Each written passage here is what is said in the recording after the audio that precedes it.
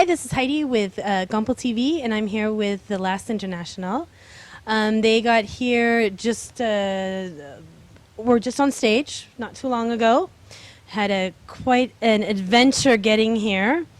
They was following their account, and they were having some difficulties with your luggage.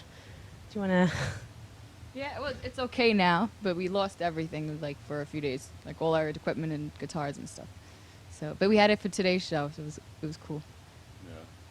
We were talking earlier. I found it interesting. The only way that you actually got a reaction from the airlines was through Twitter. That's the only way they would listen to us. Like, we were calling them all day. They were hanging up on us. And I'm like, wait, what if I tweeted them? What would happen? Within like minutes, they wrote back. They were very responsive. And then we got our equipment back. But it was after we played the show. So we had to actually rent equipment for that show. Yeah. It was last night's show. So I guess that maybe would be a key for future people who lose their luggage to the power of the tweet. That's what it is. You do not travel to Rome. If you're a musician, don't go through Rome. They will lose your luggage. Everyone I know that went through Rome got their luggage lost. You guys are well known for being a pretty politically active band. You guys have a lot of this voting, a lot of names coming over here, filtering over here. Donald Trump. What about him?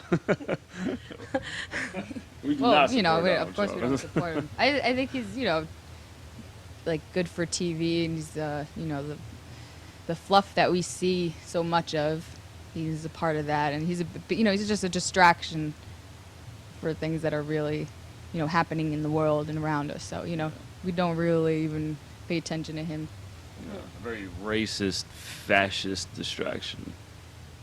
Is that how you feel a lot of the political stuff goes off? It's all a big distraction?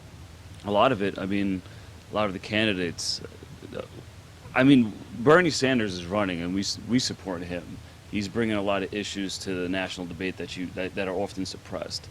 So we're kind of excited about that. And he's running on a Democratic ticket because that's the only way he has a chance of actually winning the election. And we think he has a chance. So we're getting behind Sanders for that reason. But as far as the other Democratic and especially the Republican candidates, I mean, they're not touching on real issues. They're actually distracting us from actual issues that matter to working class people. Sanders is bringing that up. He's bringing it to the national forefront.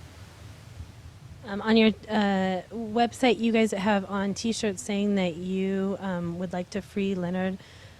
Yes, absolutely. We've been fighting that campaign for many years, many years. Yeah.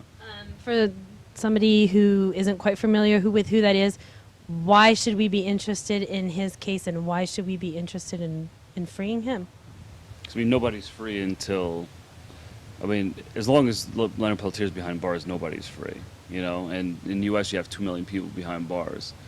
It's more than any other industrialized country in the world.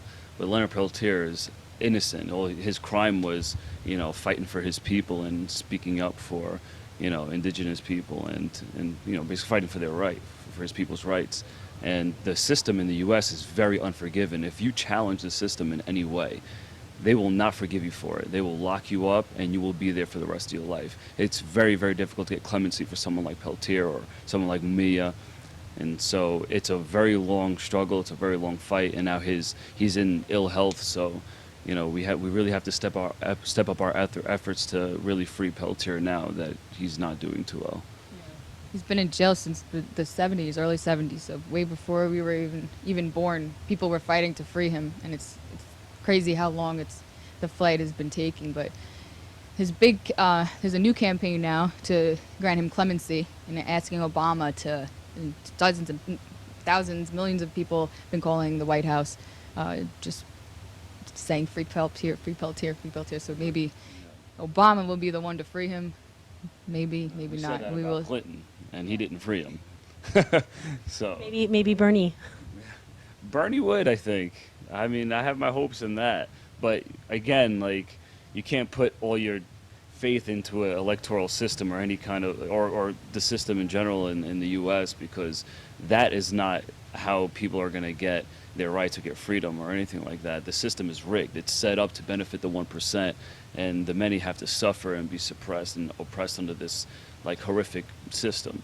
So, you know, we don't have much faith in the electoral process, but you know, you do have a vote, and as long as you can vote, it's better to vote for. In this case, I don't see Bernie Sanders as necessarily the lesser evil. You know, he's been fighting a good fight for a very long time. He's been part of the civil rights movement. So we are excited about Bernie Sanders, but he's not our savior. He's not going to save us. I mean, there's still a lot of work to be done. We still have to protest. We still have to occupy your universities, your workplace, or whatever. The only way to social transformation is through the disruption of institutions. You know, we can't be engaging in the conventional kind of protesting anymore because that doesn't work. It hasn't worked for decades. It's not going to work now. You know, we need more innovation at the margins. People really need to disrupt institutions of power because once that happens, you will get concessions. The state will be forced to give concessions to the people because you're literally disrupting power. You have to affect their bottom line. You have to deliver consequences to the system. That's what this band has always stood for from the very beginning. Are you at all familiar with the Swiss political system? Because knowing both, you at all from, I don't, as, not trying to trap you in the question, I was just. I've been reading up on it before coming here, not just the Swiss system, but in the European Union as a whole before doing our European tour, especially in Greece with the austerity measures and all that. You know, the people there, they're really protesting this, and they're doing it in a way that we find effective. You know, I think the efforts should still be stepped up. And, you know, just this weekend, there was a huge protest in Spain, you know, and the authorities were trying to block protesters from coming in from all over the world to pretty much protest institutions like the IMF and, you know, institutions like that impose these neoliberal politics on countries, and they have these austerity measures, these packages, if you will, that, you know, make these countries, that the people of the country pay dearly for, you know, for like loans that they get. And we've seen it many times. Like, we're from the United States, and we've done this with NAFTA to you know, to Mexico, and then we've done it to the rest of Latin America. You know, it's nothing new to us. You know, we've experienced this many times, and it's an ongoing struggle. It's a movement against this kind of corporate globalization, and it's going to keep on going. You know, you're not going to get victory overnight. You know, it's an ongoing struggle that's been around for literally hundreds and hundreds, thousands of years rather, from the moment Columbus arrived on, you know, the American shores. Yeah, I think it's definitely a global struggle. We're just in South America, Chile, Mexico, and Brazil and Argentina, and we saw the same things when we talked to people and our fans. It was the same problems, with the same stuff going on. Then we played Athens, Greece at this leftist Reputations Festival, which was at a university, and they were the ones protesting, and it's kind of a worldly struggle. If you could sum up in a short sentence what you would like to always carry off to your fans or to the people who listen to music, what would that message be? Because it seems you guys are very active and passionate, and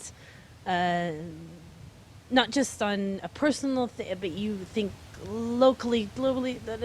It's what would be like a short. Globally, act locally is pretty much the motto. But we like to hear from our fans. Yeah, our fans are very passionate. You know, like, we learn a lot from them too, and you know, it's they're butting into something. I don't know. They talk to each other now and online, and it's becoming something, you know, of a community, which I think, you know, brotherhood, sisterhood, it's all about that, and helping your fellow people.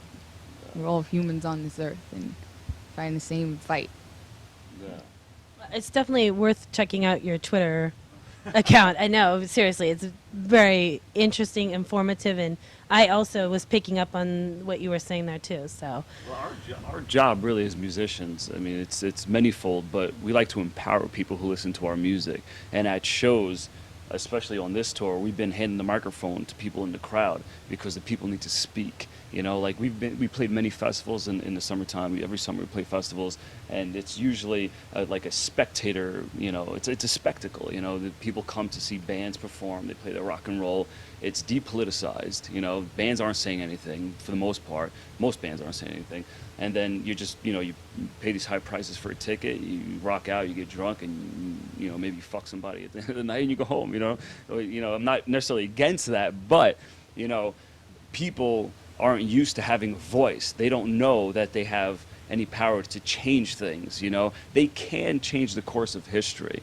And so like today, for example, we gave the microphones to people in the crowd to speak, and some of them were shocked. They didn't know what to say. It's only because they're so used to being put down and not having a voice, that when a band just does something as simple as hand them a microphone, it's like, oh shit, what do I say?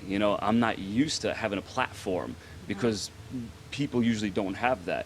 And so I think rock and roll should be of, by, and for the people, and should be empowering. And at shows, if rock and roll bands would give the microphone to people, sometimes they'll say some crazy shit, but people need to express themselves, and we should be, our band is an outlet for our fans to express themselves how they want to express it, and we give a platform to these people to say what they want to say to the institutions of power, because they have no other outlet. There's no other medium. The media do not represent the interest. The media represents corporate power. In the US, more so than Europe, but also in Europe. They do not have power. There's no way for them to express themselves. And so I think rock and roll should be their outlet. We need to reclaim rock and roll and liberate it from the clutches of corporate power. Down with corporate power? Down with corporate power. Down with corporate power. This is Heidi with Gampel TV. Thank you guys. Thank you.